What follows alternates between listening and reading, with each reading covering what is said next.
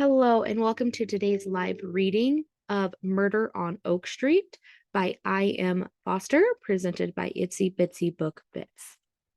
Prologue. Friday, April 3rd, 1902, 4 p.m. Cornelius Desmond crept up the staircase of the crumbling tenement.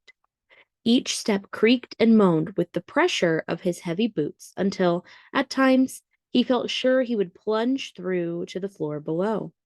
Pausing momentarily, he wiped his sleeve across his brow, then grasped the dilapidated banister once again. Though he was careful not to exert too much pressure, it wobbled and shook all the same as he moved his sweaty palm along its splintered surface. Then, just as he reached the top step, a piece of railing broke off in his hand, and it was all he could do to keep from tumbling over the side to the dingy floor 2 stories below. Utterly shaken by the experience, Cornelius sat down on the darkened landing, instinctively fumbling for the white linen handkerchief his grandmother had given him when he left Ireland. His hand was so clammy that he nearly dropped the crumpled cloth before he was able to wipe away the perspiration that had accumulated on his forehead.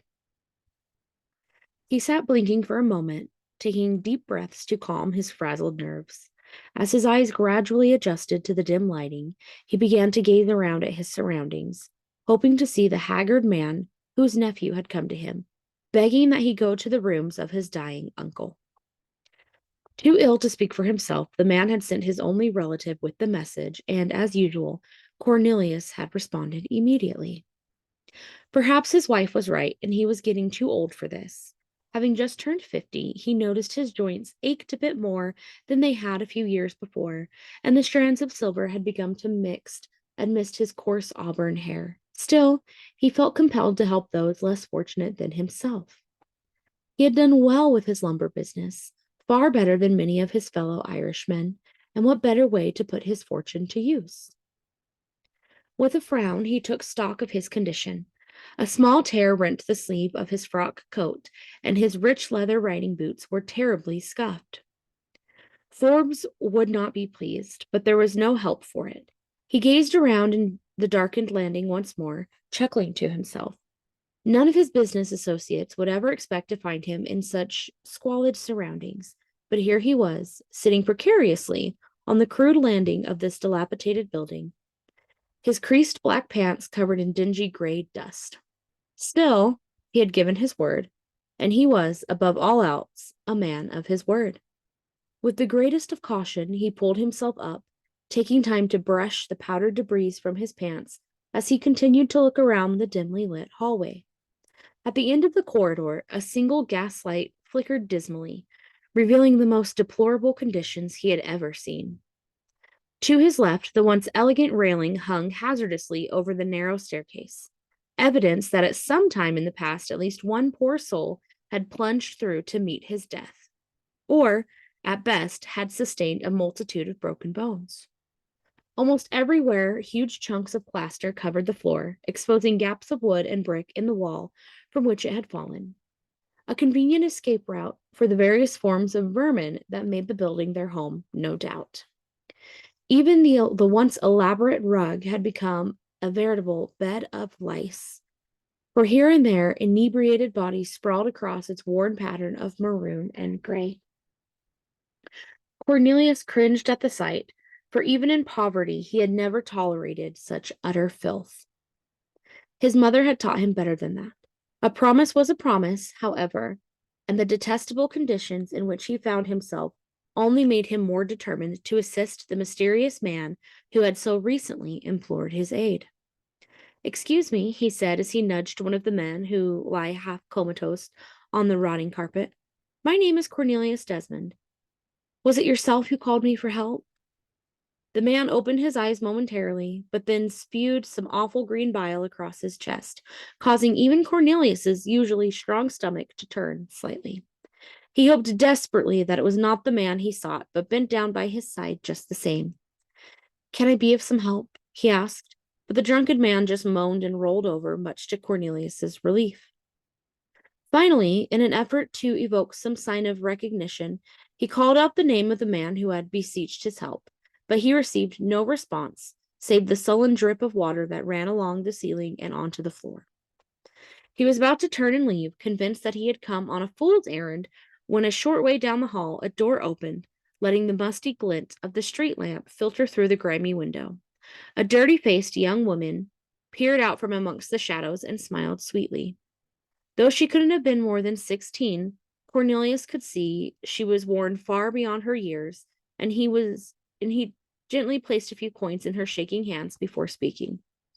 "I wonder if you could be helping me?" "Right this way, sir. Whatever you want," she said sensually. "Oh, no, darling, you misunderstood me meaning.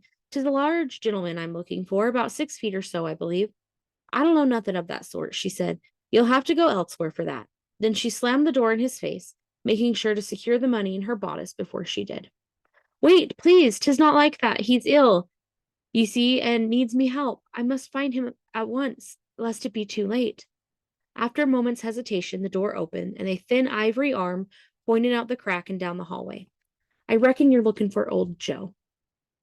"Thank you, darling," Cornelius said as he placed a few more coins in her hand and continued down the musty corridor. At the end, a broken door swayed on rusty hinges. Cornelius pushed it open slightly, peering around the edge, and there, on a flea-ridden mattress flung in the corner, was a discarded lump of humanity. His gray hair was terribly knotted and had begun to fall out, and his skin sagged around the decrepit bones that remained. Though his eyes were closed, they were sunken deep within his face and gave the impression that they had not been opened for years.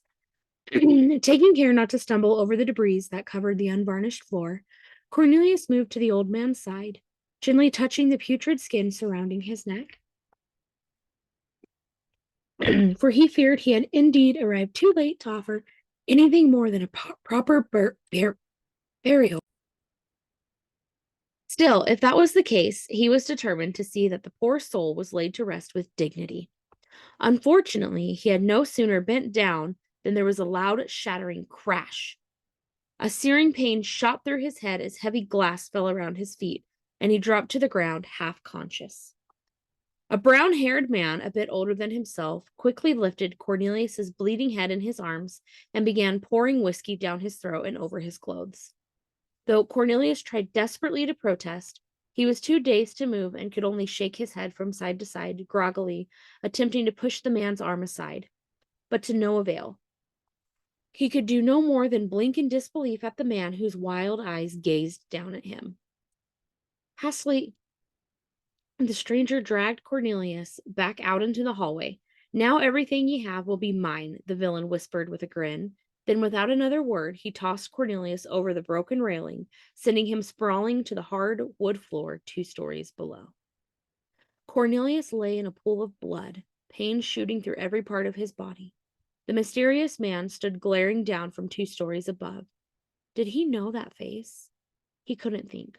The pain was too intense, and it was all he could do to retain consciousness. He heard a woman scream. Was she gasping for air? Where were the other tenants? Footsteps thumped from above. The clink of metal caused him to open his eyes.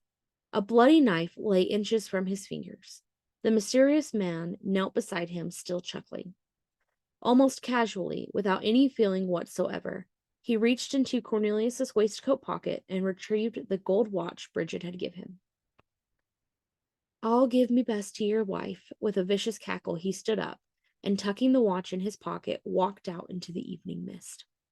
Recognition dawned just as the darkness engulfed him, but there was little he could do about it. "God forgive me sins," he uttered with his last breath. Saturday, April 4th, 8 a.m. Daniel O'Halloran stared down at the crumpled body, blood spreading out in a deep crimson pool beneath the man's head. He reached over to close the victim's turquoise eyes. Something wasn't right here. Aside from the fact that a body was laying battered and broken on the rough wooden floor, he couldn't put his finger on it. But then, that wasn't his job now, was it?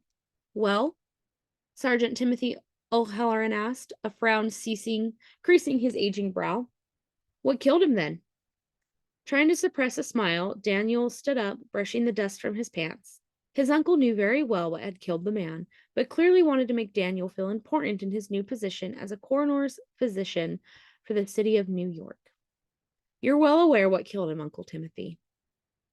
His uncle gave a quick glance around before slapping him on the back of the head. You're a professional now, lad. Act like one, eh? Your dad didn't spend all that money for a medical degree for you to be acting the fool. This time Daniel did laugh, but he removed the smile from his face quickly as his uncle's frown deepened. He was right. Richard and Sarah Adams had raised him as their own in every respect after his mother had died. For all intents and purposes, they were his parents. Even though he'd insisted on retaining his mother's surname, he did want to make them proud. Wiping a hand across his face to remove any remnant of tomfoolery, as his adopted mother called it, he took a deep breath. He's cracked his skull and bled out. Daniel bent down again, sniffing the man's clothing. Probably drunk, but I can't be certain. Sure, I can smell it from up here, Timothy said. Whiskey, I'd say. I'm thinking you need to be getting out a bit more if you've any doubt. It's not that he's been drinking, I questioned, but the amount that made it into his stomach. Most of the smell is coming from his clothing, not his mouth. What self-respecting drunk would let that much liquor go to waste? Timothy nodded. You may be right, me boy. I know the man. And he's not one to be found tipping more than a glass or two, especially in a place such as this. Daniel rubbed a thumb beneath his bottom lip, hesitant to say what was on his mind, but the thought was apt to come out anyway. He nodded up the stairs. Maybe he was here for other reasons. I've no doubt that girl was pregnant if he wanted her to have it aborted. This time Timothy shook his head. I'll not be believing that. More likely he was here to talk her out of such a drastic act, and someone caught him at it. The father, perhaps. He scrubbed the day-old stubble on his chin. What about the wretched sod in the corner room? I suspect that was natural causes, but I'll be able to tell you more. I know when you get a better look. His uncle rested a hand on his shoulder. You'd best be quick about it, though. The chief will be wanting this one wrapped up before the widow gets any ideas. She's way out on Long Island, so 'tis not likely he'll be spending a great deal of time or resources on it. But if the man's been murdered, Daniel stood, indignant, to think the chief might put other considerations before the truth. Timothy pointed a finger at him. Now you listen here, boyo. 'Tis the way things are. If the widow wants to hire someone to investigate, she's free to do so. The city's not likely to be spending good money on a drunkard found dead in a tenement, especially with a pregnant lass stabbed to death 2 floors above. Saints preserve us, lad. The knife's lying at his fingertips. There's no proof it's his knife, or that it was even used in her murder. Perhaps I could try and use that new fingerprint system I've heard mentioned to see if... It doesn't matter, his uncle said, cutting him off. 'Tis lying beside him, and that's how the bigwigs will see it, whether ye like it or not. Then why ask me at all? This is a good job, and you want it fair and square, but you can lose it just as easily. Give the boss your opinion and leave it at that. And for the love of God, don't be going making any waves, or you might find yourself unemployed with a reputation as a troublemaker. Fingerprints indeed. Daniel sighed, his shoulders slumping as if a weight had been laid across them. It may not matter one way or the other. And why's that? Timothy narrowed his eyes out with it. Prudence wants me to resign and go into practice with her father, he shrugged, trying to shift the heaviness from his shoulders, and rubbed the scar on his forehead. It certainly pays more, and she's used to the finer things in life. Besides, I'd actually be helping living people, and if the department's not going to follow up on anything anyway... His uncle grumbled in Gaelic. Words Daniel didn't understand, and pulled a cigarette out of his pocket. That's all a bunch of malarkey, and you know it. Ever since you've been a wee lad, you've spoken a naught but joining the police force. Your dad saw how important that was to ye. Sure, he wanted you to have a grand education and all, and yet he found a way for you to have both, didn't he? Now here comes this society lass, asking you to give it all up. Your dad put your dreams above his own. He always has. I can't be saying the same for this last. Let's not get into that again. The longer they dwelled on the topic, the more his forehead ached. You don't like Prue. I understand that, but she does love me, and I her. Shouldn't that count for something? Then she should be wanting what's best for ye. And what about me wanting what's best for her? I have to think of her needs as well. His uncle gave a half shrug. 'Tis why I never wed meself. Daniel chuckled, the ache along his scar easing a little. You never wed because you eat and drink your job, and you couldn't find a woman who would put up with it, or you. True enough, when I see yourself all grown like ye are, I do regret it from time to time, not having a lad o' me own. He sniffed before continuing and gripped Daniel's shoulder. That aside, I just want you to be happy, lad. You know that. I do, uncle. Though if you don't let me get going, I'll be sacked regardless. He picked up his medical bag, the one his uncle had spent a fortune on for his graduation. I'll see you for dinner Wednesday night, 7 o'clock sharp. You know how Hattie gets if you're late. Now there's a woman that might have turned me head once upon a time. She'd have knocked that thick Irish head of yours off its block. Daniel walked outside with his uncle and looked up at the dilapidated building. I know Dr. Scholler will do his best, but if we rule it a murder, will the department at least see if any of the other tenants saw anything? Timothy scratched the back of his head. Ah, Danny, I'll do me best, but the truth of it is there's likely not a soul in there that heard a thing, aside from the drink. I'm thinking there might be a good deal of opium use going on. Daniel nodded. But will you try? Of course I will. Daniel squeezed his uncle's shoulder and headed back toward his buggy, his uncle's voice calling after him. You'll be letting me know what you find? Daniel waved his hand, a smile crossing his face once more.